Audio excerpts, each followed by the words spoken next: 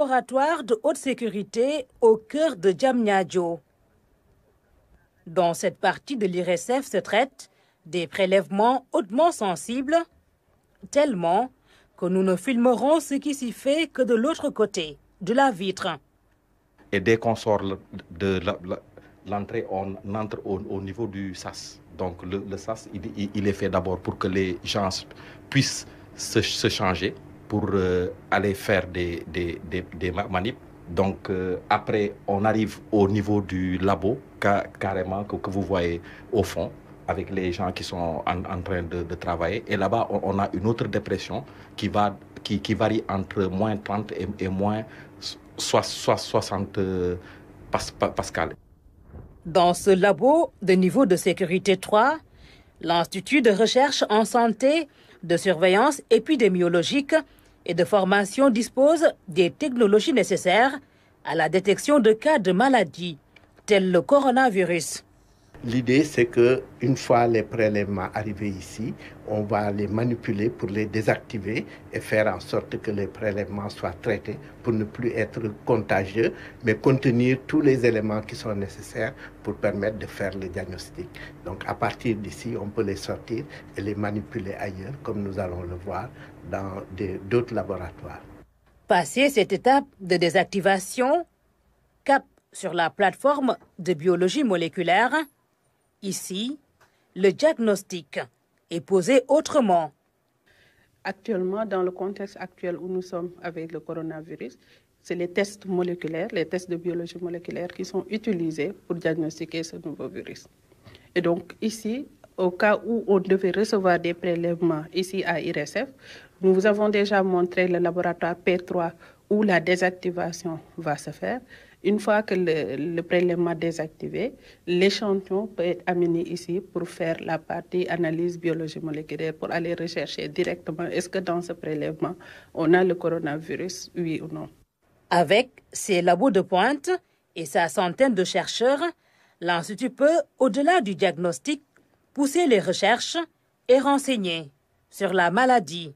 Donc en utilisant les techniques de génomique, à savoir la technique donc, de séquençage de nouvelle génération qu'on appelle communément appelée NGS, qu'on peut utiliser pour le corona en complément de ce qui se fait ici au niveau des autres plateformes, mais aussi en collaboration peut-être avec l'Institut Pasteur, mais aussi dans le cadre donc d'autres recherches impliquant donc la tuberculose, pour faire une surveillance un peu plus globale au niveau donc ouest africain ou bien contribuer donc au niveau mondial.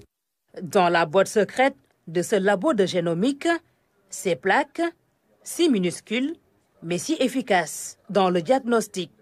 Donc avec ça, on ne le souhaite pas, mais si il y avait une épidémie, donc IRSF aujourd'hui dispose d'une plateforme qui lui permet de faire dans, comme il l'a dit, 3 heures de temps, incluant donc l'aspect extraction des échantillons, et jusqu'à rendre des résultats, avoir 12 000 échantillons en 3 heures de temps. Et je pense que ça c'est quelque chose qui peut que l'IRSF met à contribution aujourd'hui du pays pour vraiment la préparation, mais aussi lorsqu'il y a donc la réponse et la riposte.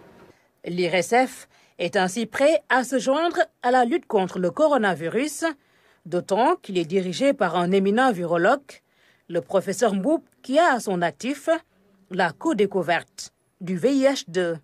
Le VIH-Sida, tout le monde connaît, mais pour beaucoup d'autres, notamment éventuellement Ebola, je dois dire que nous sommes un des rares centres à avoir évalué ici au Sénégal au moins 3 types de vaccins contre le virus Ebola et dans d'autres pathologies également, comme l'hépatite, comme la tuberculose, comme beaucoup d'autres. Nous avons quand même une expérience qui dure depuis plus de 40 ans et je pense qu'il est reconnu.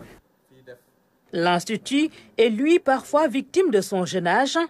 Du haut de ses 3 ans, il bute sur l'acquisition de réactifs, les seuls kits qui manquent à son arsenal de riposte. Ils ne sont pas faciles à acquérir sur le marché, ce qui nous a quand même permis, nous, de faire des commandes de réactifs à nos propres frais déjà pour être en mesure de répondre. Mais il y a au niveau international une distribution de réactifs, en particulier par les CDC, l'OMS, Africa CDC. La seule condition, malheureusement, c'est que les laboratoires prioritaires sont les laboratoires qui avaient l'habitude de faire la surveillance de la grippe.